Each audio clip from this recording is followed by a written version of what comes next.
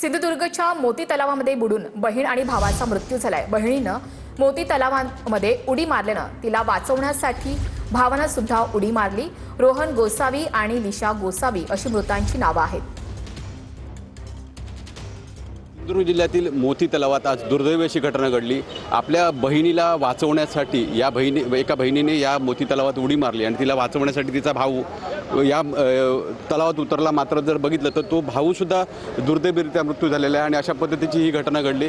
मी आता हे मोती तलावावर आणि मोती तलावावर हे प्रत्यक्षदर्शी माझ्यासोबत काही आहेत। मला सांगा नेमकं काय घडलेलं होतं इथे आणि कशा पद्धतीने काय घटना घडली?